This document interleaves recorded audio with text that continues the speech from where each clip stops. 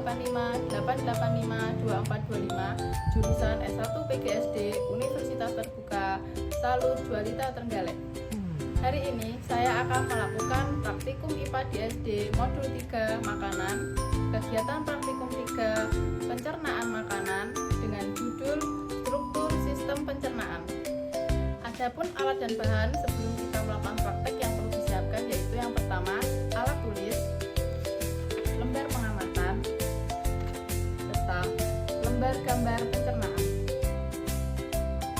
Sistem pencernaan adalah sistem organ yang berfungsi untuk mencerna makanan, menyerap nutrisi, dan mengeluarkan sisa-sisa makanan dari tubuh.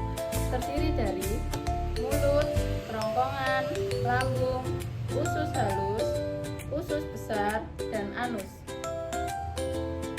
Yang pertama, mulut. Mulut berfungsi mengunyah, memproses makanan secara kimiawi, dan menyalurkan ke lambung. Di dalam mulut terjadi dua proses pencernaan kimiawi dan mekanik. Pencernaan mekanik terjadi ketika kita mengunyah makanan dan memecahkan jadi potongan-potongan kecil. Pencernaan kimiawi terjadi saat kelenjar ludah menambahkan enzim ke makanan untuk pemecahan lebih lanjut. Yang kedua, kerongkongan. Kerongkongan berbentuk seperti tabung yang dibalut otot, berfungsi menyalurkan makanan dari mulut ke lambung dan menghasilkan gerak peristaltik. Gerakan peristaltik menyebabkan dinding berkontraksi secara perlahan hingga makanan terdorong ke lambung. Yang ketiga, lambung. Lambung berbentuk kantung besar dan terletak di perut sebelah kiri. Berfungsi untuk mengolah makanan dengan bantuan asam dan enzim. Asam lambung memiliki dua fungsi. Yang pertama, untuk memecah molekul makanan. Yang kedua, untuk membunuh bakteri yang masuk bersama makanan. Selain itu, memiliki dua enzim. Enzim pepsin untuk memecah protein jadi peptid. Enzim renin untuk mengumpulkan protein susu. Yang keempat adalah usus halus. Usus halus terbagi menjadi 3 bagian. Yang pertama, usus 12 jari. Yang kedua, usus kosong. Yang ketiga, usus penyerap. Usus halus berfungsi sebagai tempat penyerapan sari makanan ke dalam darah dan merupakan proses pencernaan yang paling panjang. Nutrisi dari makanan yang diserap oleh usus halus berupa lemak, karbohidrat, protein, vitamin, dan juga mineral. Fungsi lainnya memudahkan nutrisi digunakan oleh tubuh, menetralkan makanan, dan menjaga keseimbangan cairan. Yang kelima, usus besar.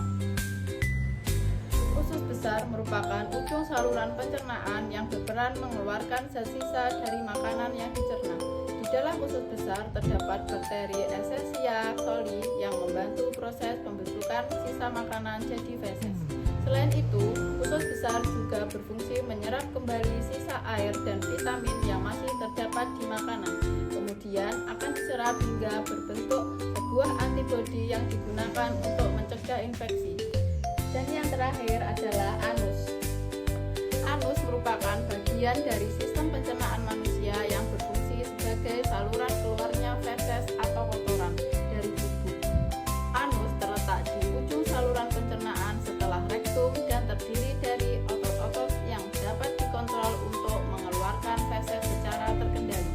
Jadi dapat kita simpulkan sistem pencernaan manusia merupakan rangkaian organ yang terstruktur mulai dari mulut, kerongkongan, lambung, usus halus, usus besar hingga anus yang bekerja bersama untuk mengolah makanan menjadi zat yang dapat diserap tubuh.